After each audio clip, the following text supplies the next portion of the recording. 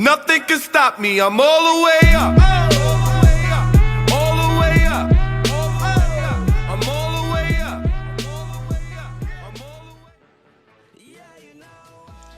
Hello, and welcome to Rush Hour. Today, we will be discussing the top 5 players that you shouldn't draft too early and should be skipped over in the early rounds.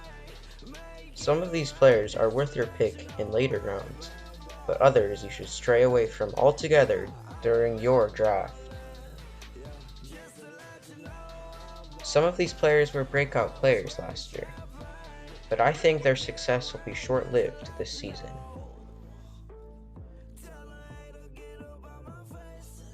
Coming in at number 5, we have DeVante Parker. DeVante Parker finally had a breakout season last year under new coach Brian Flores.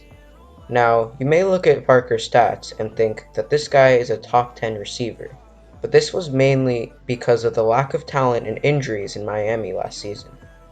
For example, after Preston Williams went out with a torn ACL in Week 9, DeVante Parker averaged 5.5 catches per game and 9.5 targets per game, compared to before Week 9, where he averaged 3.5 catches per game and 6.3 targets per game. DeVante Parker does have talent, but with the signing of Matt Breida and Jordan Howard in the offseason, his touches should be reduced, and the recovery of Preston Williams takes him out of the wide receiver 1 and 2 status. Look for him in the later rounds as a flex or even a bench player. At number 4, we have Rob Gronkowski. Now, I know that the reunion with Tom Brady in Tampa Bay excites a lot of people, but let's compare this to the Marshawn Lynch situation with the Raiders. Beast Mode came out of retirement to play for his hometown team in the Oakland Raiders. He played a lackluster 2 seasons and retired again 2 years later. Now, how does this apply to Gronk? Well, he is with the greatest quarterback of all time, old, but still the GOAT. He has immense talent around him with Chris Godwin and Mike Evans, and an up-and-coming offensive line with Ronald Jones in the backfield. I think Gronk will have success, but not enough to make him a starting tight end in a fantasy league. At number 3, we have David Johnson. Coming to Houston in arguably the worst trade in NFL history, David Johnson had a very impressive start to his career.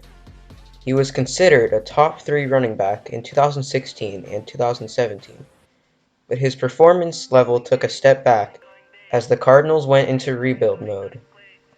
Even in Houston, the situation isn't very promising. Houston hasn't had a top 10 running back since Lamar Miller in 2016. Also, if you are in a PPR league, expect Duke Johnson to get most of the receiving yards and receptions. Even in his new circumstances, I think David Johnson is a running back 2 at the highest. At number 2, we have Aaron Jones. Don't expect Aaron Jones to lead the league with 19 total touchdowns again in 2020. He only averaged 4.6 yards per carry, which was 21st in the league last year. However, Aaron Jones is a very skilled receiver. He had the 8th most receptions for running backs. But still, I feel like there are many other players that you could draft before Jones. Sleepers such as Miles Sanders and Kenyon Drake have much more upside. Don't draft Jones in the first 2 rounds to be your running back 1 or running back 2.